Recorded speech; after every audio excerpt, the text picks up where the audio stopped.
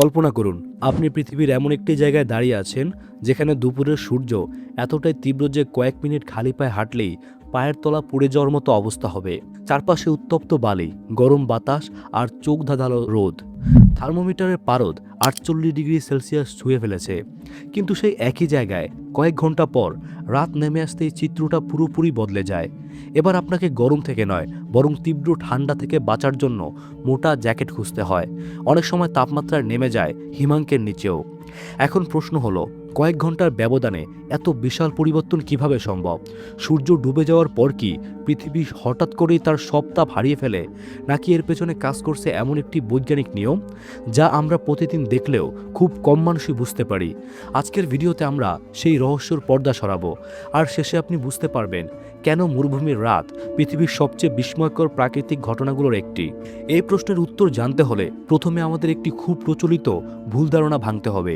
অনেকেই মনে করেন সূর্যের আলো সরাসরি বাতাসকে গরম করে, কিন্তু বাস্তবে সূর্যের বেশিরভাগ শক্তি প্রথমে এসে পড়ে পৃথিবী পৃষ্ঠে, যেমন বালি, মাটি, পাথর, রাস্তার উপর। এই বস্তুগুলো সূর্যের শক্তি শোষণ করে ধীরে ধীরে উত্তপ্ত হয়। এরপর সে উত্তপ্ত ভূমি তার আশেপাশের বাতাসকে গরম করে। অর্থাৎ দিনের বেলায় আমরা যে গরম অনুভব করি তার বড় একটি কারণ হলো সূর্যের আলো উত্তপ্ত হয়ে যাওয়া ভূমি। একটি উদাহরণ ভাবুন, গরমের দিনের রোদে কয়েক ঘন্টা রাখা একটি মোটরসাইকেলের সিটে যদি হঠাৎ বসেন, তাহলে সঙ্গে সঙ্গে তীব্র গরম অনুভব করবেন, কারণ সূর্য আপনার শরীরকে নয় বরং সিটটিকে গরম করেছে। মরুভূমির বালিও ঠিক একইভাবে সারাদিন সূর্যের তাপ নিজের মধ্যে জমিয়ে রাখে। কিন্তু এখানেই গল্পের শেষ নয়। আসল রহস্য শুরু হয় সূর্য ডুবে যাওয়ার পর। সূর্য ডুবে গেলে পৃথিবীতে নতুন করে আর কোনো সৌরশক্তি আসে না। তখন দিনের বেলায় জমে থাকা তাপ ধীরে ধীরে মহাকাশের দিকে বেরিয়ে যেতে শুরু করে। এই প্রক্রিয়াকে বিজ্ঞানীরা বলেন রেডিয়েটিভ কুলিং, বাংলায় যাকে বলা হয় বিকিরণের মাধ্যমে শীতল হওয়া।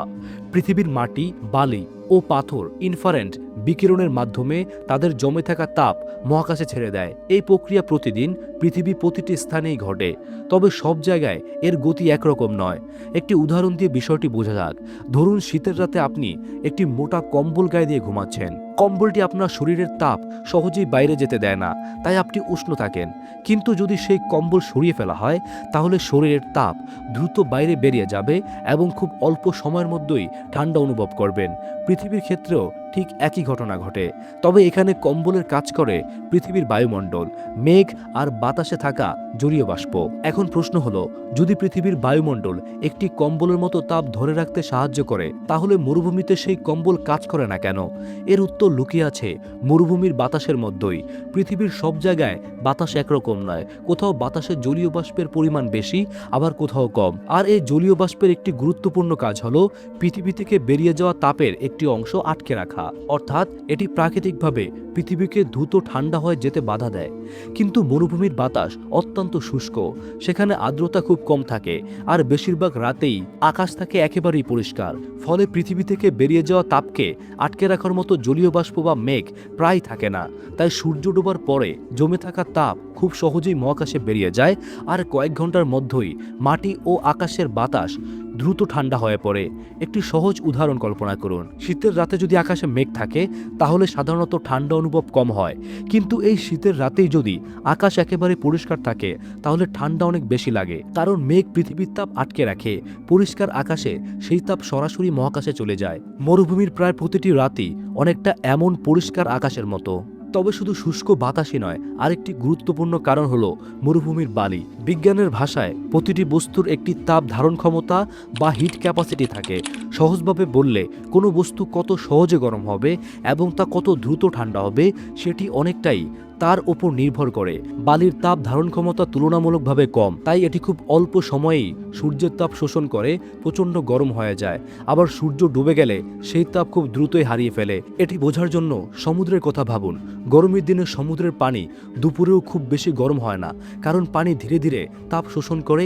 আবার রাতেও সমুদ্রের পানি হঠাৎ করেই বরফের মতো ঠান্ডা হয়ে যায় না, কারণ পানি ধীরে ধীরে তাপ ছাড়ে। কিন্তু বালির ক্ষেত্রে ঠিক তার উল্টো। তাই মরুভূমিতে দিনের গরম আর রাতের ঠান্ডার পার্থক্য এতটা বেশি। এই ধরনের ঘটনা পৃথিবীর আরও কিছু জায়গায় দেখা যায়, বিশেষ করে উঁচু পাহাড়ি এলাকা যেখানে বাতাস পাতলা এবং অনেক সময় আকাশ পরিষ্কার থাকে। সেখানে সূর্য ডুবে গেলে তাপ দ্রুত মহাকাশে বেরিয়ে যায়, তাই রাতের তাপমাত্রা দ্রুত কমে যায়। কিন্তু যদি পৃথিবীর বাইরের সবচেয়ে চমকপ্রদ উদাহরণ দেখতে চান তাহলে তাকাতে হবে চাঁদের দিকে। চাঁদে প্রায় কোনো বায়ুমণ্ডলই নেই, অর্থাৎ সেখানে পৃথিবীর মতো তাপ ধরে রাখার জন্য কোনো প্রাকৃতিক কম্বল নেই। তাই দিনের বেলায় সূর্যের আলোয় চাঁদের পৃষ্ঠের তাপমাত্রা প্রায় 127 ডিগ্রি সেলসিয়াস পর্যন্ত উঠতে পারে, আবার রাত নামলেই সেটি নেমে যেতে পারে প্রায় -173 ডিগ্রি সেলসিয়াসে। এই বিশাল পার্থক্য আমাদের বুঝিয়ে দেয় পৃথিবীর বায়ুমণ্ডল আমাদের জন্য কতটা গুরুত্বপূর্ণ একটি প্রাকৃতিক সুরক্ষা। একটি বিষয় খেয়াল করুন, পৃথিবীতে যদি বায়ুমণ্ডল না থাকতো তাহলে আমাদের গ্রহের দিন ও রাতের তাপমাত্রার পার্থক্য চাঁদের মতোই ভয়াবহ হতে পারত। বন্ধুরা, তাহলে রহস্যের উত্তর হলো দিনের বেলা সূর্যের আলো মরুভূমির বালি ও মাটিকে দ্রুত গরম করে, আর রাত নামলেই সেই তাপ শুষ্ক বাতাস, পরিষ্কার আকাশ এবং কম জলীয় বাষ্পের কারণে খুব দ্রুতই মহাকাশে হারিয়ে যায়। তাই একই জায়গায় দিনের বেলা প্রচণ্ড গরম আর রাতে হিমাঙ্কের নিচে তাপমাত্রা যেতে পারে। প্রকৃতিক আরও এমন অবিশ্বাস্য সত্যি ঘটনা জানতে এখনই চ্যানেলটি সাবস্ক্রাইব করুন। আর যদি ফেসবুক থেকে দেখে থাকেন তাহলে এখনই চ্যানেলটি ফলো করে রাখুন পরবর্তী ভিডিও দেখার জন্য। ফিরে আসবো আরও একটি নতুন ভিডিও নিয়ে, ততক্ষণ দেখতে পারেন আমাদের স্ক্রিনে দেওয়া ভিডিওগুলো।